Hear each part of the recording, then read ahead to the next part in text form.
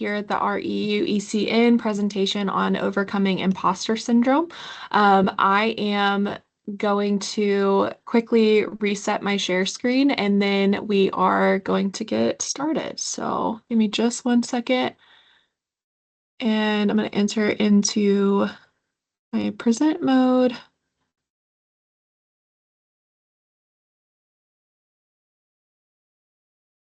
Hey, and sharing my screen. Okay, Javier, can you confirm that you can see my slide again? Yes. Okay, thank you so much. All right, we're going to get going here. Okay, so we're going to talk about imposter syndrome and we're going to talk about it in the context of just general humans. We're not going to discover anything novel by any means, but it is something that all of us absolutely have gone through at one point or another. Um, no one is I would say, safe to say that no one can say that they've never felt it before. And if they have, I want to meet that person. So this is not going to be a motivational speech. This is not going to be a, like, I have it perfect because I don't.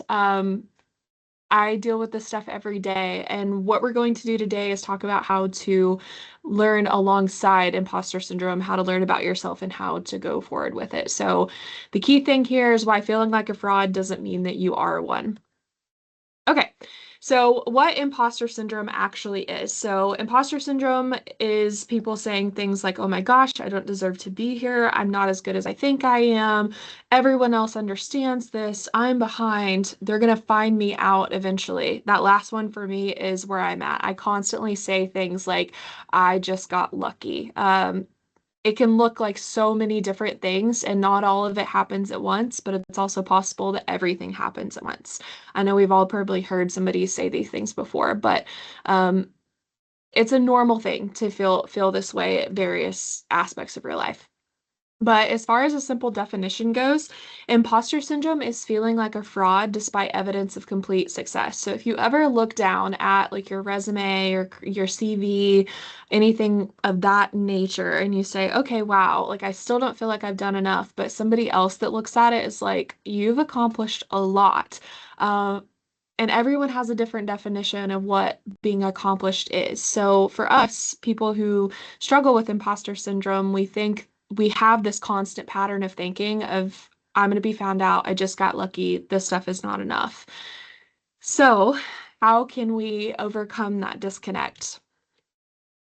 Through my experience, I felt it all the way through school. It's actually what got me from my undergraduate to master's research idea of feeling like I didn't know enough about my chosen field, which is agricultural communications. I said, man, I don't know as much as my peers, so I'm going to learn more about this. What skills do I need to know by the time I graduate with an undergraduate ag comm degree? So that idea came out of my feeling like I didn't know enough. It came out of this imposter syndrome feeling. And it's also made me super nerdy about it because I'm interested now in, for my dissertation, what do I need to know about agriculture in order to be an effective agricultural communicator? Because I know my students feel that same way. So, in my experience, I've had it everywhere in school, in work, in various leadership positions, applying for jobs. Even when I'm told I've done something well, it's really hard to take that compliment. I'm just like, ah, I just got really lucky. In my head, I'm like, man, if they knew me, they would say they wouldn't say those things. That's core imposter syndrome. So it happens, but we learn to work through it. The lie that we are taught in a in our U.S. culture, we hear it a lot, is once I'm qualified enough, the doubt will stop for me. I can't speak to other cultures because the one that I live in now, in the United States, that is very much how it is, constantly. Like once I can achieve this, things will be okay. Or once I can buy this certain thing that will help me with this, then I'll be able to do it effectively. But that's just simply not true. And it might be in some cases, depending on the outcome. But one thing I will say is with this lie, that's an opportunity for growth. So growth is something that absolutely brings uncertainty with it, but at least there's a light at the end of the tunnel. So you have to take that lie, flip it on its head, and say, okay, once I'm qualified enough, the doubt will stop. Great. But the fact is that first sentence, I'm qualified enough. That's the thing that we have to focus on. Why it shows up. So going back into where we're at right now, specifically speaking to my experience in the United States, when you're doing something new, that's a scary thought because you think other people have done it before you or someone else could do it better than me. You care a lot in our culture and others for sure. It's you have to do well in order to get a job to be successful, in order to have a happy life. So we're constantly drilled that in even from a young age. So it's really hard to overcome that. It just shows up everywhere. You're stretching beyond what's familiar to you. So when you're trying something new, you're a pioneer. Maybe you're doing something different than your family's done before. Maybe you're a first generation college student. Maybe you're a first generation citizen of a place that you live. Whatever that is, something that's unfamiliar to you, imposter syndrome can couple it. When the stakes are high, the imposter syndrome can be higher. And the green flag here is that red flag, that discomfort does not mean that you're going to do poorly. So the discomfort is not a red flag. It's actually a green flag that's going to carry you forward into recognizing that you do meet those qualifications or you are capable of doing something. Um, Uncomfortability is a side effect of learning. There are names that we can give to imposter syndrome, which I appreciate whenever I'm allowed to put names on things. I'm sure if anyone's watching this right now, this is going to sound a little bit reminiscent of the movie with all the emotions in it. I think it's called Inside Out. So we're going to put a little bit of a face to some of these things. If you think like joy, anger, I've never actually seen that movie myself, but I've seen lots of clips from it and I'm told I need to watch it. So, um, if you're a mental image person, this will work for you. So, it's important to know though that these things are not personalities. There's just a name that we're giving to what this imposter syndrome might feel like. They're patterns of thought. They're it's possible for you to feel all five of these things at one time or just one of them, but it's very important for me to say they are not labels of who you are. It's just in that moment how your imposter syndrome shows up. So the first one is the perfectionist. So we've all heard of this one before. This is the one that people always go to. They say, I'm a perfectionist. I have high standards. But turning that around, being a perfectionist, when you feel like you're not meeting the standards you set for yourself, or maybe someone else has set for you, if you don't feel like you've met those, you feel like a failure. The bar constantly moves. You never feel like what you've achieved. You don't sit in that moment with the fact that you achieved something. You're like, all right, what's next? You fear that something, if it's not absolutely perfect the way you envisioned it, it's not complete. Perfectionists often do some of the best work, but they rarely feel good about it. Then we have the expert, the person that feels like they have to know absolutely everything about something before starting that project. Their fears, they fear that their fear appears ignorant to other people. They don't want other people to think that they don't know what they're doing. So often, you'll hear someone, "Oh, I know about that." Or they inflate their knowledge on something. Some people disparage. There's a concept called the Dunning-Kruger effect, where you purport to know more than you do so that you seem better than you are without even realizing that you're doing that. This is kind of where that fits in. So you feel like you have to know everything before you can be successful in something, and you purport maybe to know more than you do, and then you fear that you're going to be found out if you don't know something. The natural genius. So someone who believes that things should come easy to them, and when they don't, they feel like a failure. So we're not naturally born to know what we're trying to just meet our basic needs. Maslow's hierarchy of needs here. We're trying on this journey towards self-actualization. We're trying to meet those basic things. But sometimes we say these basic things are not as important as me feeling like I am just the smartest person in the room or I should be able to accomplish something. The natural genius, putting a face to that, is telling us that the fact that we don't have something come easy to us, it's going to implode. It's not good. It's I'm not good at this because I'm not just good at it. Practice makes perfect. In sports, no one's born being a naturally good something. They have to nurture that skill. So this just doesn't work. The soloist believes asking for help shows weakness and avoids support.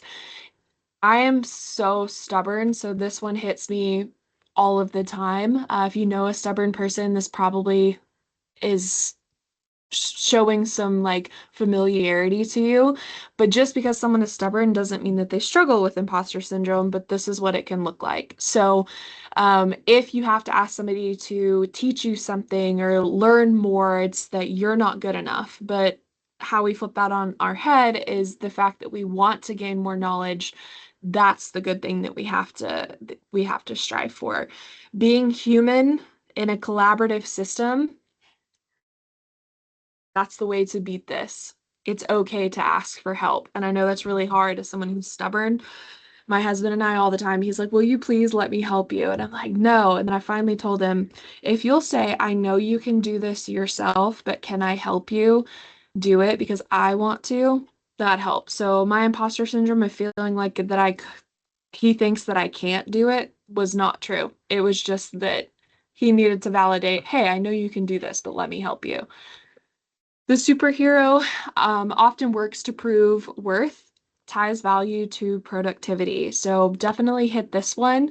I mentioned earlier when we look at our CV and our resume, we're like, man, this is still not enough to get me hired, or we don't even apply for jobs or internships or whatever it is because we feel like we're not going to be perfect upon application. So we're not getting enough out there for people to see us and hire us. That's definitely imposter syndrome.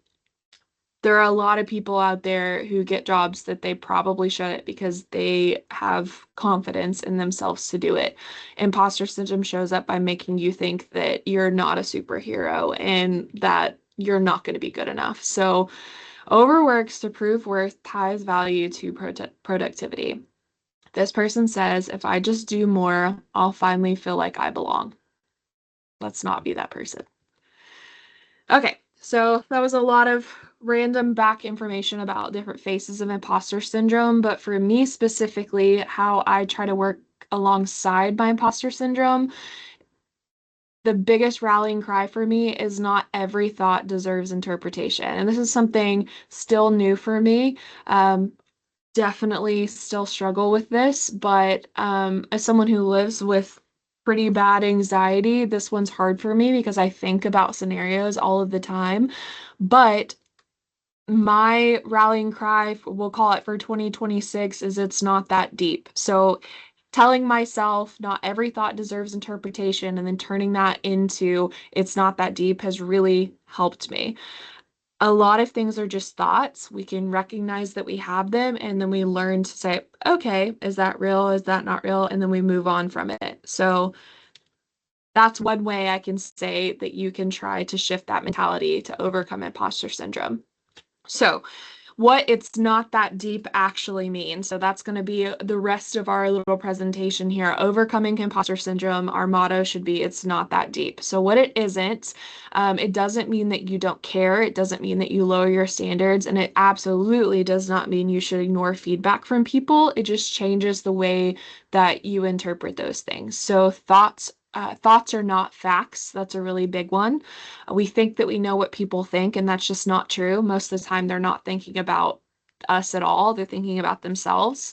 Feelings are not forecasts. Your gut intuition is a real thing, but it doesn't mean that it's correct. I've thought of scenarios before and how I thought it was supposed to work out, but then it didn't work out that way. And I'm like, oh, okay, it really wasn't that bad. Feelings are not forecasts. Discomfort is not a diagnosis. It's okay to live in discomfort. We've heard it's okay to live in awkwardness before, but discomfort is also a good thing. That's where we grow the most. To be completely cheesy, diamonds are not made in low pressure situations. So that's how we do better. Three things to remember as far as like easy takeaways go is thoughts can feel true without being true. So something that I tell my students is that it's possible for more than one thing to be true at a time. Plurality. That can be applied to many situations. So, how people have opinions about things, how you feel about yourself, how you feel about certain things going on in the world. You're allowed to have thoughts about all of those things. It doesn't make them the capital T truth, meaning that it's indisputable. It makes it a lowercase t truth. So, truth to your individual lived experience, but those feelings can also change. So thoughts can feel true without actually being true. Feeling unsure does not predict failure. So just because you're not entirely certain you're qualified for something or that it gives you pause, anything gives you pause, does not mean that you're not going to be good at it. Mentioned earlier, there are people who get jobs and experiences out there that probably shouldn't get them, and kudos to those people. Um, but it doesn't mean that you're not good enough to do that. So you can also put your hat in the ring for something, and who knows, it might be the best thing you ever did, because you finally were able to overcome that I'm not good enough feeling, and you didn't fail. And how awesome would that feel if you did something and you were able to validate yourself for doing that? You did not fail. So not ignoring those initial feelings, but recognizing them, saying, okay, I can do this. I know I can do this, putting it forward. What's it going to hurt? And then you do well. Now, you could also fail. That is a possibility, but we learn in failure. And three, you do not need to or you do not need confidence to act confident. Every time I hear this, like this is something that's been taught to me for a long time. I think of the scene in Grey's Anatomy, which if you haven't watched that, totally understand. But there's a doctor who she stands like Superwoman, like puts her hands on her side and like stands up really tall every time she goes into surgery. And in the Grey's Anatomy universe, which I believe this is like a legitimate thing in real life, if you stand confident, you do better. I did this in my statistics class a few semesters ago before an exam. I was very anxious. I was like, man, I'm not a quantitative person. Stats is not my vibe. I'm more about thoughts and feelings and words and lived experiences, qualitative data all the way. I need to stand up before I take this test and just stand like a superhero and say, I can do it. I can accomplish this exam. I made an A on it. Did I feel like I was going to have my heart beat through my chest from anxiety before I did that? Absolutely. I did not have confidence. I acted like I had confidence. So just little things like that can absolutely help you. Pretend that you're confident, and eventually you'll start adopting those things into your life. It's important to remember that your brain is allowed to be loud. So your brain is allowed to be loud, but it's not always correct. Confidence isn't a prerequisite for action, and most people move forward while they're unsure, and it works out just fine. Okay, so these are my everyday things I do now. Whenever something comes in that's imposter syndrome, 4 steps. I notice the thought. So you might hear this called mindfulness, which is I thought it was a gimmick, but really it's a real thing. So mindfulness, you notice the thought.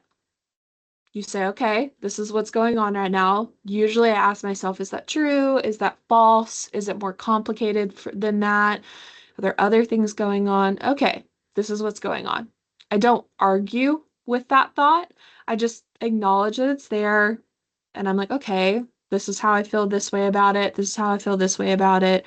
Why am I worried about other people? I'm not trying to say internally, you're right, you're wrong, you're terrible, whatever. I just acknowledge it, don't argue with it. And I don't obey them either. So if my brain is telling me I am not good at something, I'm not going to automatically say, okay, I'm not good at that. Or if my brain is overinflating my confidence and saying, you're really good at that, I'm like, okay, let's think about this. Am I good at that or not? I'm good at this. Okay, great. Doesn't mean that it's right or wrong. I'm just listening to my thought and how I feel about it. And then I move on. So, an imposter thought comes in. You say, for example, you have an opportunity to apply for an award, and it's a really big award application. And you start putting your packet for this award together, you get it most of the way done, and then comes the step where you have to ask for a letter of recommendation from somebody. And you say, I don't think I've done enough for this person to feel like they could speak on my behalf, or I don't think it's going to be a good letter, or I'm not even going to ask. And then maybe you don't submit the application because you were scared of the thought of other people, or that they're going to think I inflated my application materials.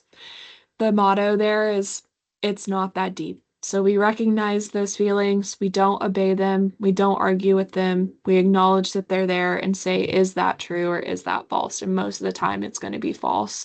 And sometimes we won't have the answer to that, but we acknowledge it, we keep going, we ask for the recommendation, um, and we see from there what happens. At the end of the day, everything's going to be all right. If you can think back on something, if you if you've ever thought back on something and you're like, it worked out just fine. Most of the time, anything that we think is a mountain instead of a molehill is really not that big of a deal. Okay. So, final takeaway here, you're allowed to be new at something.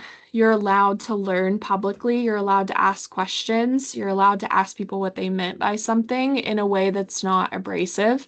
And you're allowed to take up space while you're figuring it out. So you're never fully going to overcome imposter syndrome. It's just going to be there. It's not a personality trait. It's just a moment. It's something we all go through. Um, it's there. And it's really just not that deep. Life's still going to go on. It's going to be okay.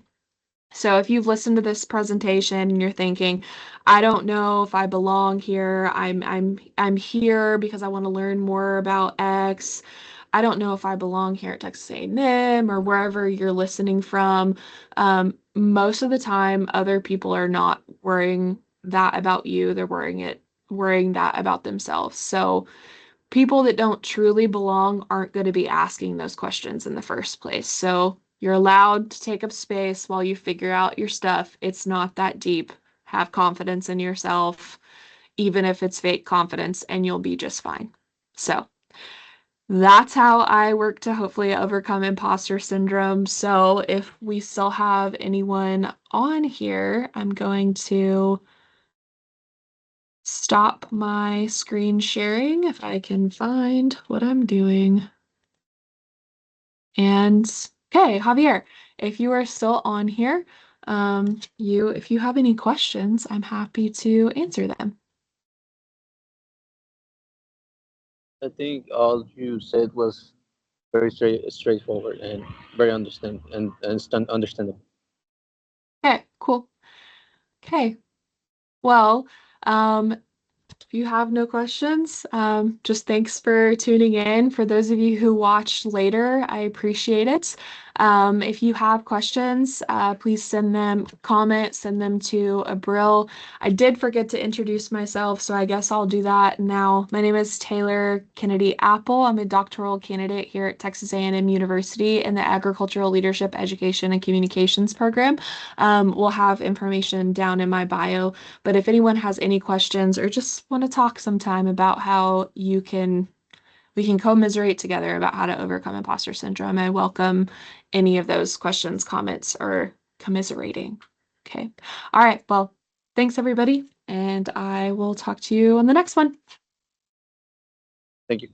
Thank you.